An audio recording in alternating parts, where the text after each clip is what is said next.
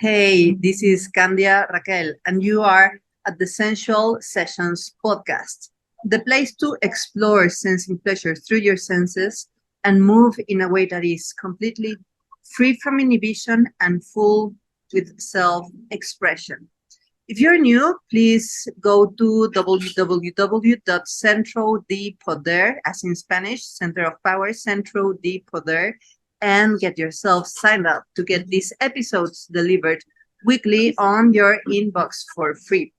And today we have a very special guest. This is Michelle Boulé. She's an energy healer. She's a coach, and she's a Feldenkrais method practitioner. She has dived into Alexander techniques. She started dancing when she was 5 years old. She's an artist, and well, to me, she's a fascinating person to ask her about this topic of sensuality. So, welcome, Michelle. I am very honored to have you here. Thank you so much for having me. I have to say, I am not a Feldenkrais practitioner, but I've done Okay. plenty You've of done hours of Feldenkrais. sessions. Yeah, very familiar with Feldenkrais. it. Yeah, such an amazing somatic method. And you've done also Alexander body mind centering. So, what made you so interested on this kind of sensitive bodily approach? Mm. Yeah, there's two thoughts coming to mind. One was it was just the way that I could keep dancing. I Okay. wanted to be able to keep dancing, and because I had so many injuries, just significant ones, it led me to looking at the body from a more holistic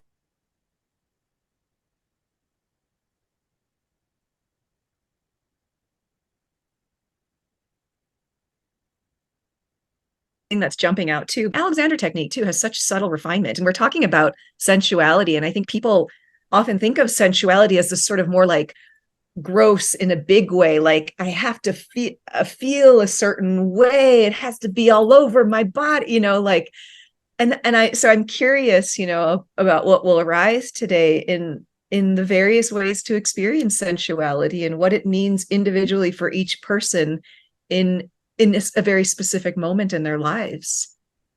Yes, yes. What you say is so important. Sensuality at the personal level, according to the specific moment in your life, because we are marketed sensuality as something like I don't know, like over the top, high heels, bustier, and big hair, and eyelashes, lip filling, plastic surgery, Mercedes Benz, a lot of money, and like screaming pleasure. And I mean, all of that is great, but that's maybe just one specific expression of sensuality. And I believe that what is important is to focus sensuality on the singularity, like what the sensuality means for you and what is your sensual fingerprint. And I believe that has to do with self discovery. So when was the first time like you discovered that there was like a sensual, pleasurable way of moving, especially with this dance background that has like a common thread in many dancers, including myself, of dealing with injuries. In my case, like I I didn't get it until there was no other way. Like I couldn't move, and then I started considering moving in a different way because like I came into somatic work like seriously because there was no other way out from like being seated on a wheelchair after a core muscle detached from my spine, my left psoas. So yeah, to me, like that understanding that it's not like a huge scandalous expression for me sensuality, but a nuanced like little flame that then can expand and then can become something big, but inwardly sourced. And yeah, so the question got like very long. So my question is like, yeah, how was your journey with discovering sensual pleasure in movement? It's such an interesting question because I feel like my relationship to it is of course very specific to me, and there was a lot of service and devotion in my practice as an artist and a mover.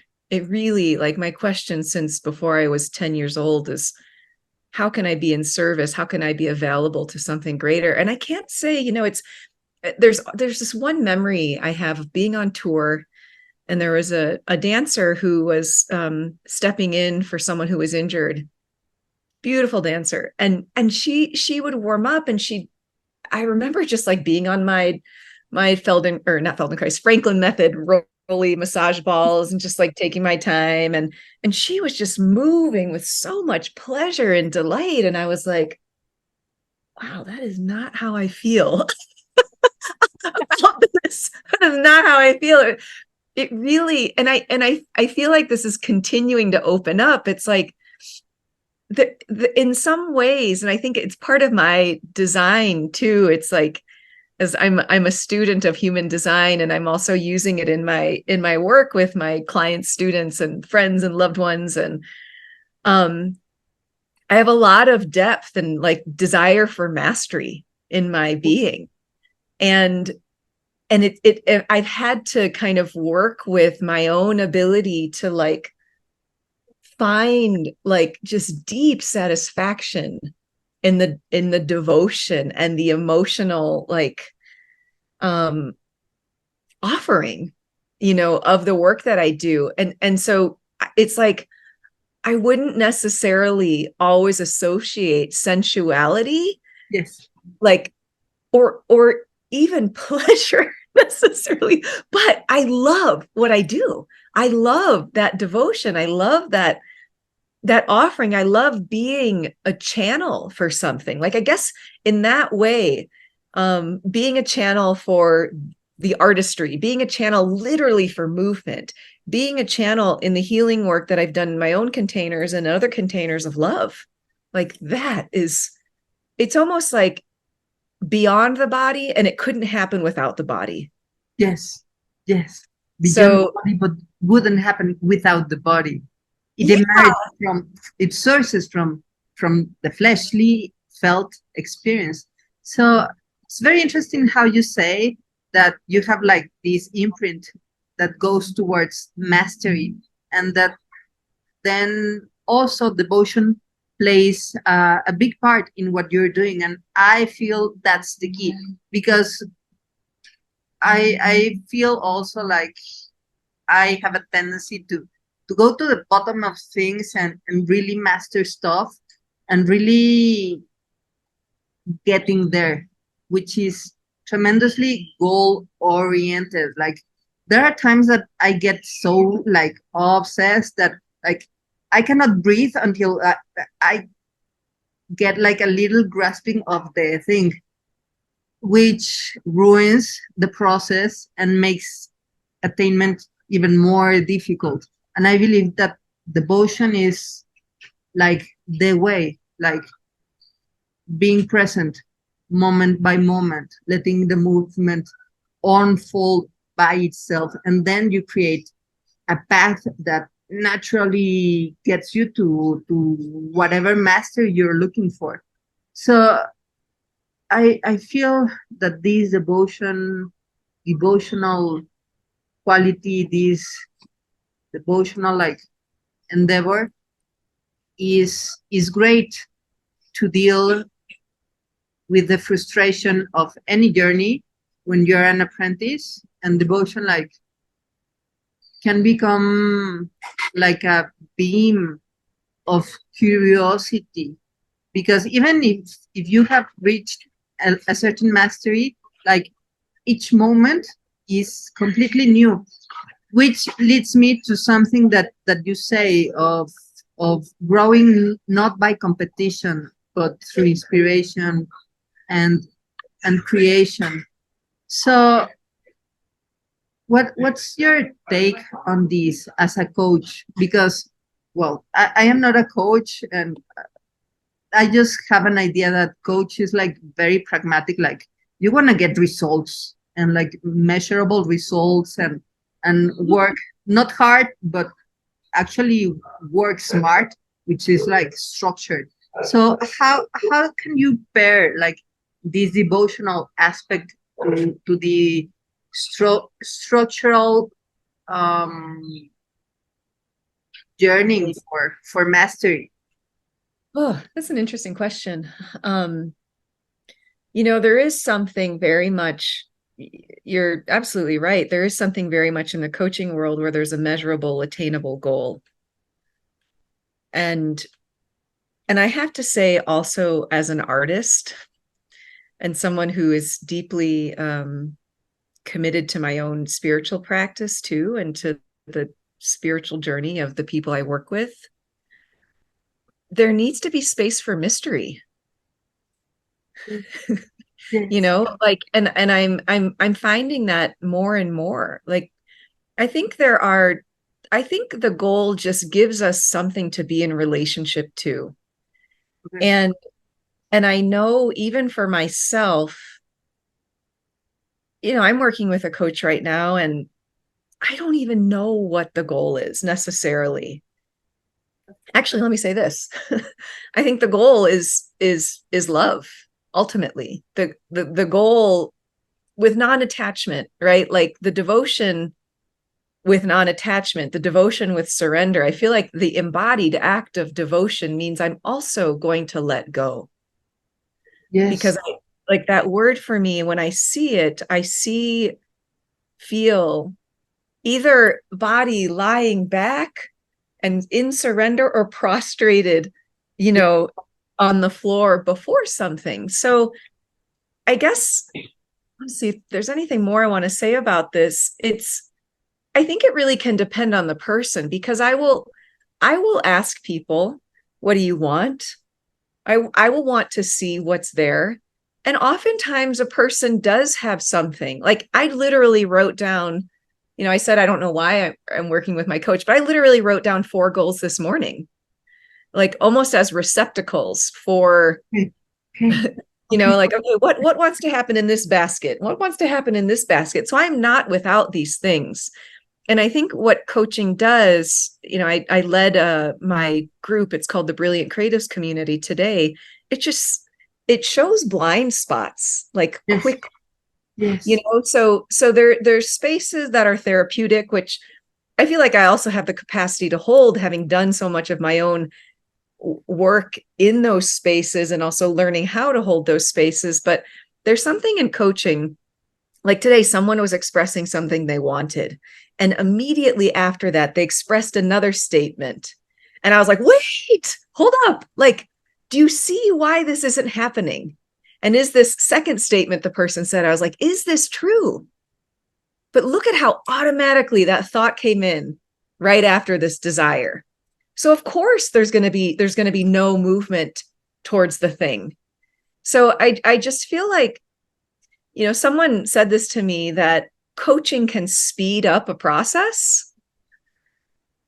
And I would say I agree with that. There's a relationship. I can tell the difference when I'm working with my therapist versus my coach. So I feel like, there are ways that they can overlap. And there's also very different coaches. Like, I've had a coach who's super pragmatic. It's just like, okay, this is what you want to do. How much do you want to charge? What day do you want to do that part of it? What day do you want to do that part of it? And part of me is like, like, it helps me get over the part of myself that resists that. I'm guided towards it. And again, like, I think the biggest thing with coaching work is to help. And this is with my teaching too, my dance teaching. It's like to help the person in front of me find their own agency. Yes. Find their own ability to choose and connect to the knowing inside of them. So I feel like it's just, I think each person needs something different at a different time. And I would say when I'm working with someone, I just trust, okay, this person is really ready, because I will go deep. Deep. It's like, I also had a client tell me just last week that the work we did 2 years ago was really, in some ways, hard. It was really hard because she had to get honest. And she had a hard year after we stopped working and together. And she's like, but if she had not done that, her words were that where she is now would not have been possible. And she said, I don't know if I would have been able to do it without you. And that, oh God, that was just like, that touched me. There's just to know that part of what I feel like I'm here to do is hold people to that truth. And I feel like I can only do it if I do it for myself. Yes. It is and was a part of my artistic practice. I feel like the work I got really recognized for with Miguel Gutierrez was like, Wow. I'm going to be a champion for this. I'm going to be in devotion. I'm going to be open. And that's what I felt like our creative process was. He's like, can you try this, Michelle? Can you go to the corner of the room and scream this thing? I was like, sure, sure, I'll try it. And then it was just like, okay, I'm going to show up in service. I have one more story to share, which is I was in a Kundalini yoga class in Columbus, Ohio, while I was in a rehearsal residency with the choreographer BB Miller. And I went to take a Kundalini class, and I feel like I had maybe taken like a yin Kundalini class or something in New York, in Chelsea one time. And I was like, oh, it'll be so nice and calm and easy. And I get in there and so many things are happening, but I'll just share the one part of the story that's relevant to now. Is we're doing, I think it was called the Shiva dance. We're holding our arms like in a cactus, and we're running with like bringing our knees as high up as possible for 11 minutes. Yeah. So not pleasurable, definitely sensual because you're feeling a lot. But I just remember in that moment, I was like, oh my God, am I going to be so sore tomorrow? Am I going to be able to move tomorrow? But there was something in the spirit of that room that was about devotion, that was about heart and connection. And I was like, I am going to show up for this. And I had no pain the next day. And literally I was like, how can I get through this? So it's a fascinating thing. And I think what it speaks to also is oh my gosh, we're more powerful than we realize, We're more powerful than what we realize. And I love what you say about goals as receptacles, as containers, because that gives me the image and the sensation of a vessel, of desire taking the shape of a vessel to be filled, and having that goal as a north star, not just to get there, but just as a pointer to go through the journey in the light, guided, without getting like worried or distracted, wondering if you're gonna end up derailed or somewhere else. Because like if you don't know where to go, like you will end up anywhere. So having this goal as a receptacle, it also removes like this clenching of duty to comply, and allows for a different way of going through the journey that is less willful and more devotional, like more detached from the end gain, and more threading of the tapestry that will become the outcome, like more involved in what is now, which is the process of becoming the goal. And this experience with the kind of extreme Kundalini dancing doing like super cardio with the knees up. It's a great example of how different can be the outcome according to the process that you go through.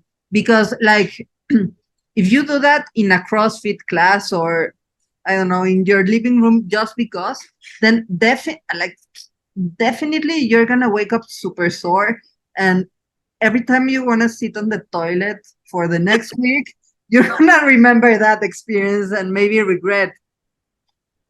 But when you are like embodied, like where you're really in the spirit of it, it's not only your quadriceps who's doing the work, it's your whole self. Like the meaning of your existence is rooted in the movement. So like if we want to get biomechanical, well, for sure the spine is participating, the psoas is taking part of the weight, you're cushioning the impact in a better way. Like it's and now and now those tribal ancient dances that seem like super exhausting now start to make sense, because like you cannot explain how the the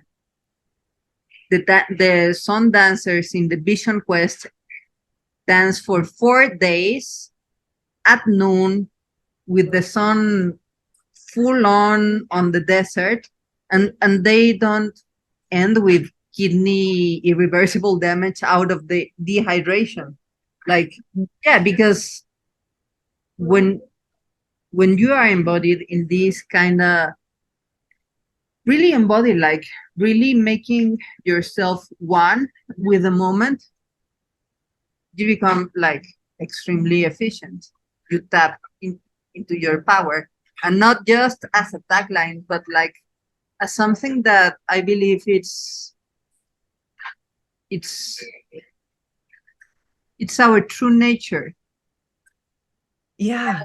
And yeah, Yeah, there's just something. I used to have this in my New York apartment. On one of the walls, it was this article in the financial section from the New York Times on Amachi, the hugging saint in India, who goes around the world and hugs people. And she hugs people all day long. She's in a room.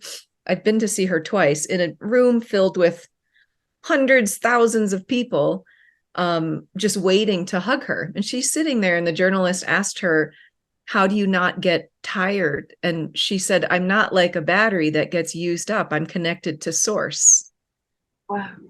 Yeah. So it's a different, I mean, everything you're saying, it's so funny. It's like we get out of the way, our ego gets out of the way, and our body maybe can fully show up, you know?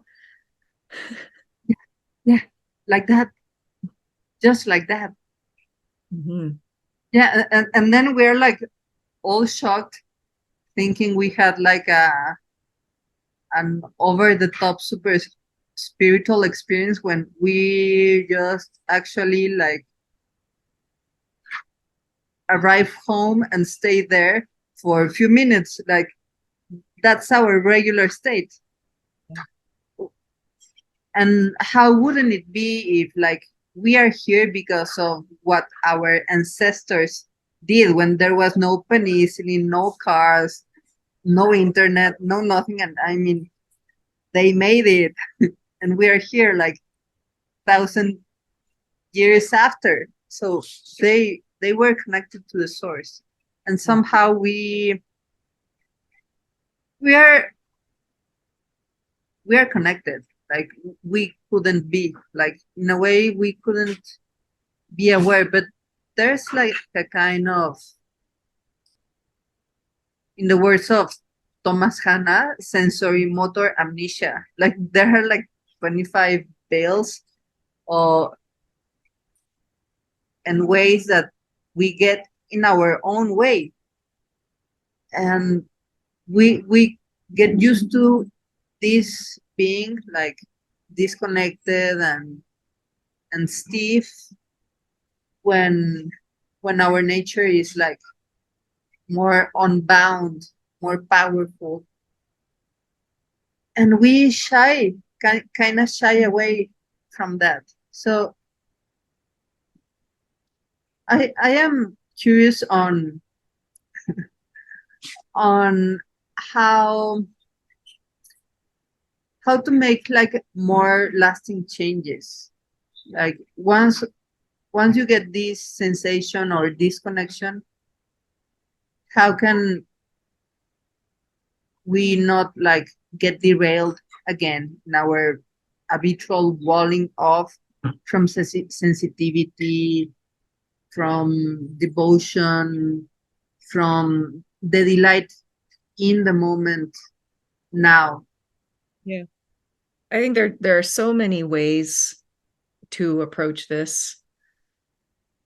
I think, I want to mention a couple. Like, one is to be able to feed the flame of the desire, but also, I mean, I feel like that's like a little cliche, but it's true.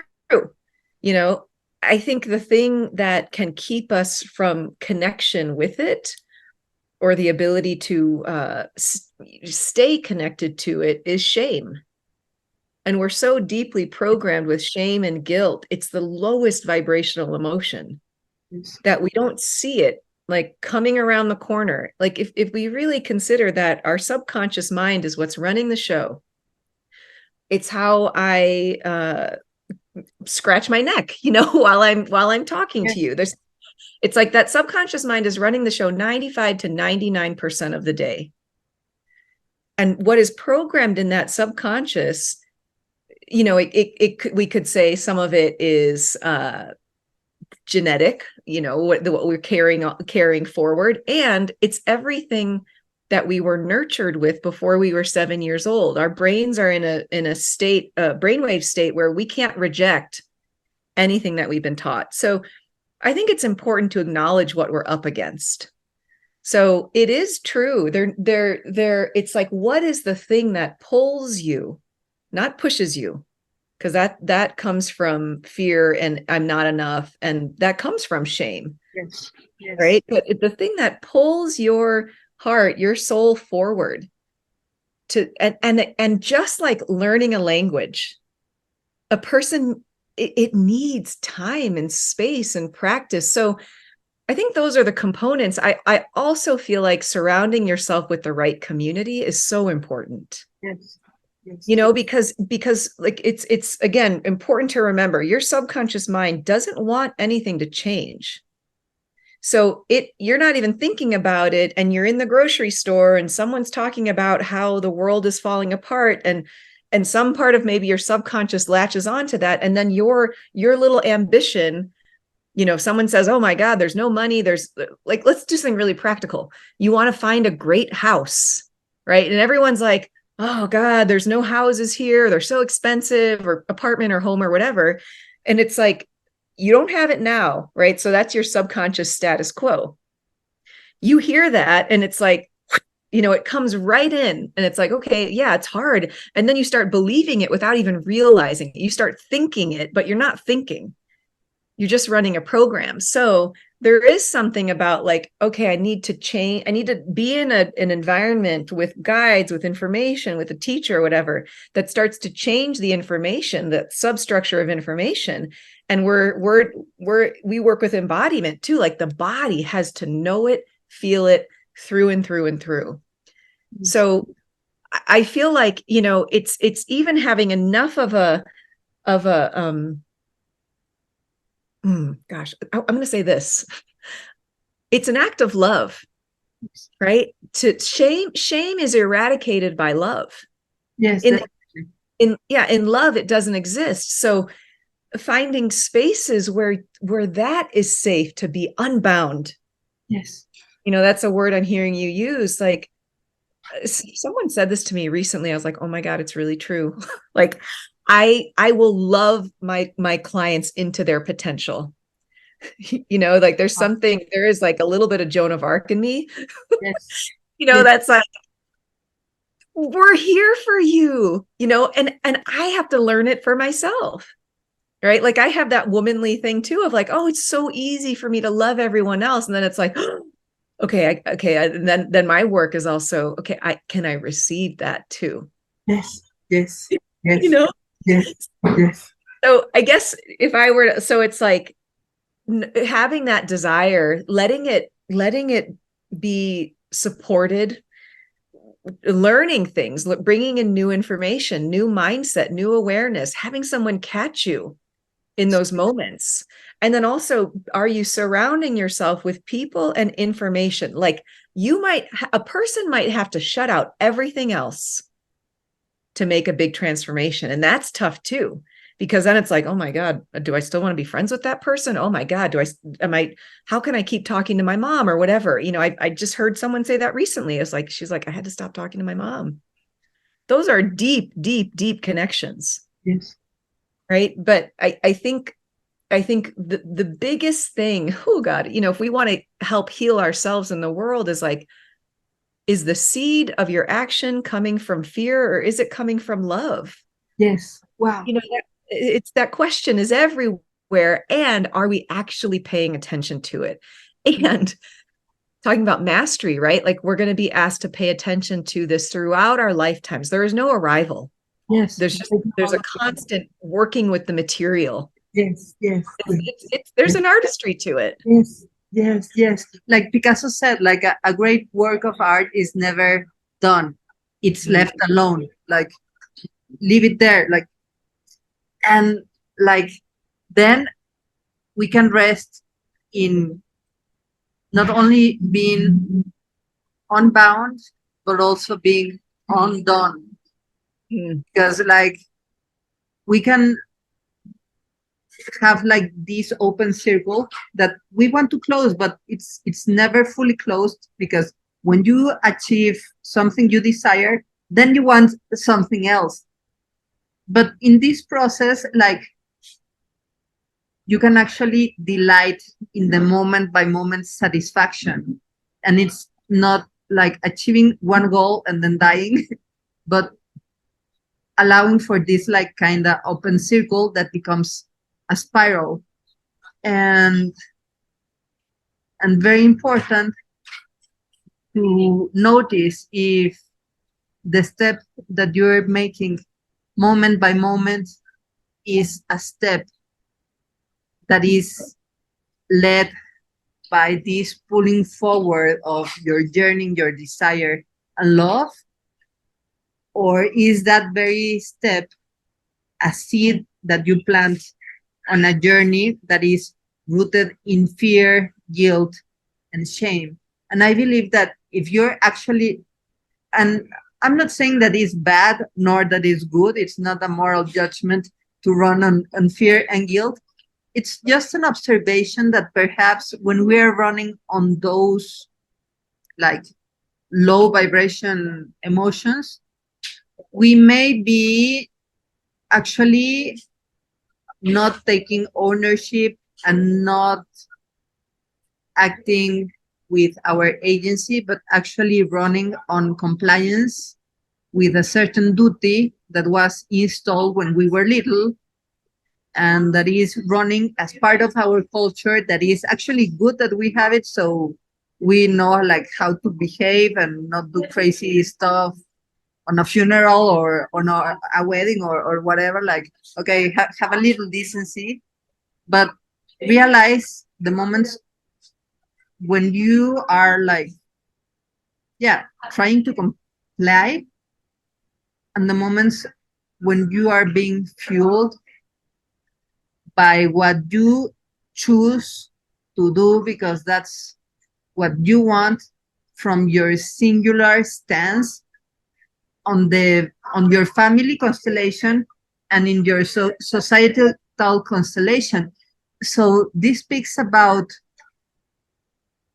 taking your place and owning it, and like first first of all knowing where you're standing, like what's your stand in regards to you.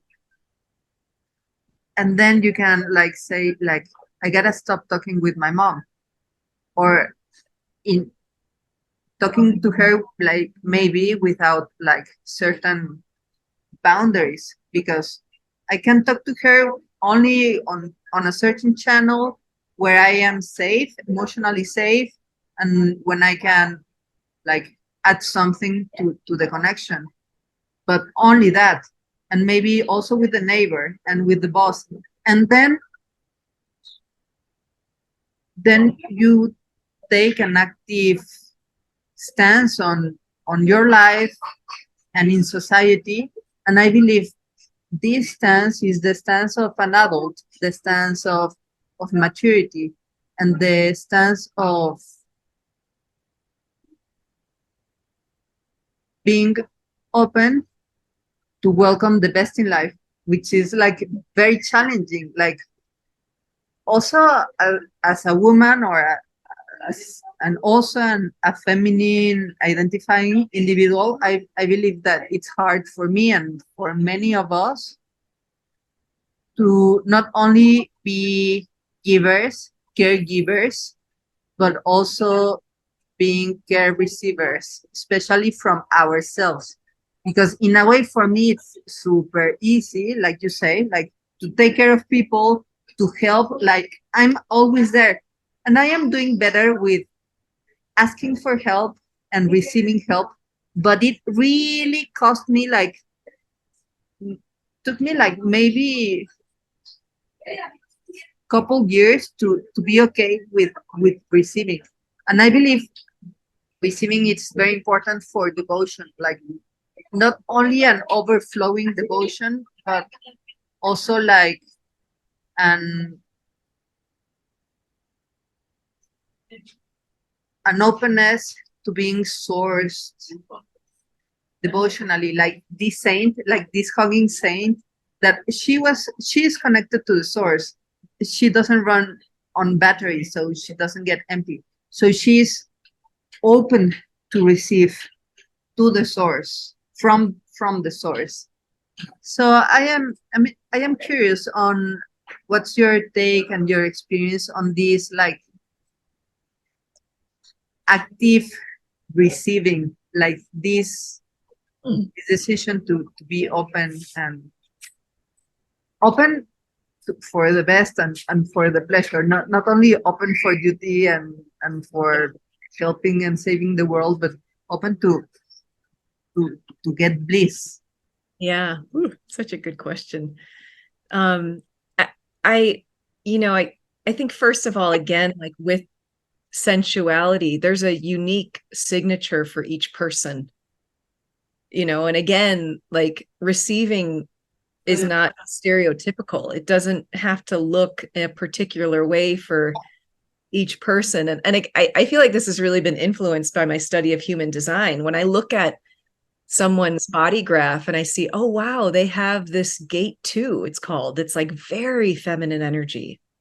And I see that, I'm like, and a person I know, and I was like, oh, no wonder she's so good at it. It just comes naturally to her. And like another really feminine line. And I feel like each person, again, there will be, I feel there probably will be a longing for how they want to receive.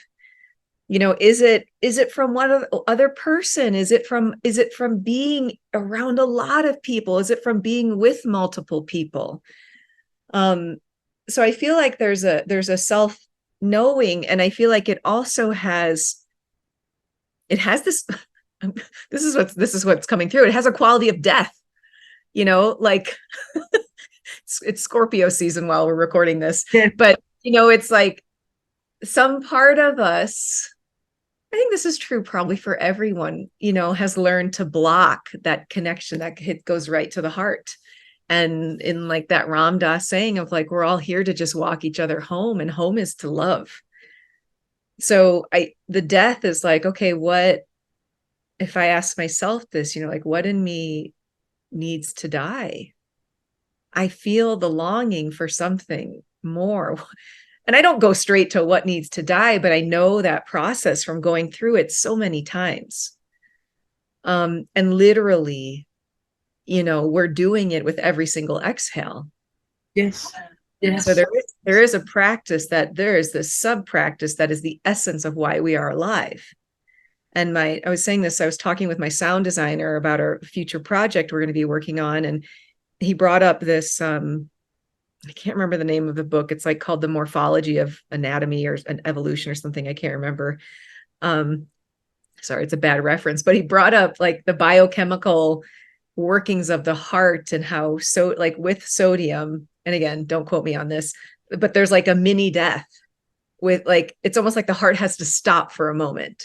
And then the sodium molecule does something, like gets it going again. So I think this, I don't even remember what your original question was, but I would say, I guess the last thing I'll say is it can be really, sometimes it can feel really messy. It can be so vulnerable. Yes.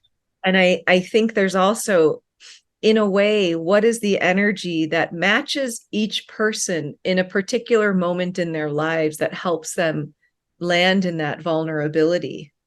Yes. So, like for someone who has a lot, let's say for a female identifying or born person that has a lot of fire and oomph and like yang energy, there's going to be a particular energy that will be able to match that, I believe, and be able to let that person receive in a particular way. I'm thinking of I mean, I know that's true for my design.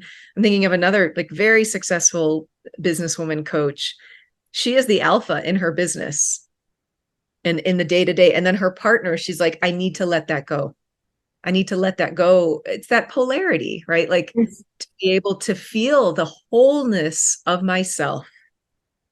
So I guess it makes me wonder, like how is a person working with that polarity in their own receiving? And there's probably something they're more comfortable with. Yes. So Yes. where's, is there a desire to look at that whole spectrum? Yes. It makes a lot of sense, though not at the first glance, but definitely this openness to receive pleasure and delight definitely has to do with death, with a micro death of the ego in a way, because like when you are receiving, you're taking in something that is not you, that then you integrate and becomes you. Like you you take a bite of a delicious strawberry. Well, the strawberry is giving you the delight of its flesh that will become your flesh. And if you eat a lot of strawberries, you will have like a wonderful skin because you become that. But to become that, you need to, in a way, relinquish what you think you were, or that you, or it's not to relinquish who you are, but you have to give up in a way the idea of solidity in being set as you are. Mm. It's like a well. It's being sourced with water, and the water comes from somewhere else. So yeah, like first you need to exhale and let it all go, so you can then inhale. Otherwise, there's no space.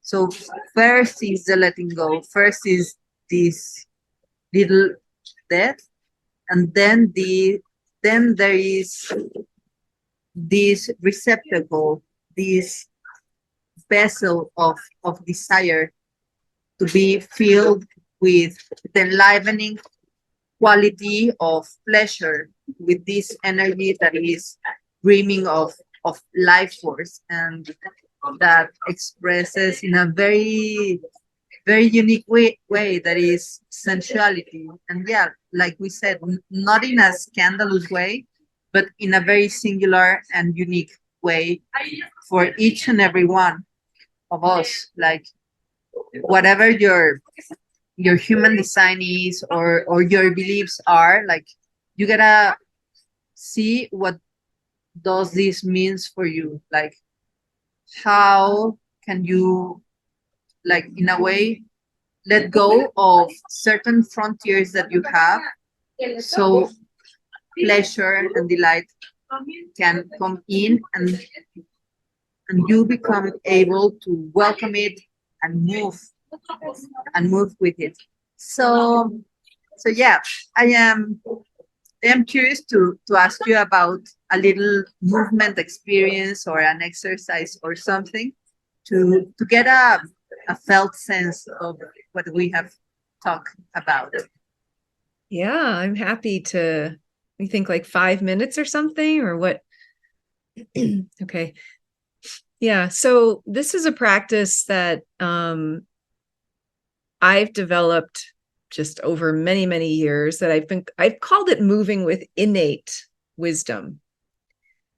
And if our bodies are this vehicle for consciousness, there's going to be, I'm moving my shoulders as I'm saying it, like little impulses for movement or rest that want to show up. So my invitation to anyone listening or watching is just, can you kind of like I'm wiping my forehead, just kind of like let the mind, all of this processing start to soften. And it's like your head can drop into your body. Your awareness can drop into your body. And any movement, again, mine right now is just this moving back and forth. Yours may be different. Any movement that wants to show up is welcome. And I would invite you to just almost like scan your body and listen. What wants to maybe rise up? What wants to feel connected? What wants to be invited in? Feel your breath as you pay attention, right? Because as I'm saying these words, sometimes we can go right to our heads. But I invite you to hear them as something that just washes over you, to start to be present with the experience of your body, the experience of your breath, the sensations. It may be a lot of movement. It may be lying down or resting in stillness. But in this little concentrated bit of time, we open up space for permission. We open up space for you to calibrate, to listen to the movements that are arising through you. You are safe. You are the witness, and you're also in control here. You can make a choice at any moment. So what if your choice was to be curious? What is here through breath? What is here through sound? What is here through sensation? Oh. What part of your body wants to light up for your attention? What part of your emotional circuitry? How does your breath want to be in this moment? Oh, can you welcome it? Whew. Can you make sound if you want to? Whatever it is. Maybe there's some part of you that does want to be the person who disrupts the wedding. Like, let that be here. If you shut that down, it is gonna disrupt the wedding. Yeah, definitely. So just like, what is that energy? If you can be here in your body, in presence with that energy and with awareness, it is not you. Just feel that. Whatever energy is here is not you. Whatever emotion is here is not you. Witness it. Be present for it. Feeling that. Yes. Yes. Yeah. So those are like prompts to, if a person wanted to just listen to, I don't know how long I was talking. It probably wasn't even a full 5 minutes, but like, this is the practice I work with when I work with people. And it is a conglomeration of all the different pieces. Let's find it in the permission and agency of your own body in the way that it looks for you right now. Yes, yes. Permission and agency. It's amazing how easily we came back to this unbound, undone, natural self, natural, sensual, and expressive self. Like, yeah, it's like just allow your innate movement to take place. Yeah, Mhm. loving it, loving it. Thank you so much, Michelle. Really, it's been um, a joyful, delightful experience. Happy to have you here. Thank you. It's been a pleasure. And I love the topics that we got to cover today. Yeah, amazing. So, how can we learn more from you and your work? Oh, yeah. So I would say go to michelleboulé.com. It's Michelle, Boulé, B for boy, OULE.com. We have a free gift there. Right now, it's the Creative's Guide to More Clarity, Confidence, and Income.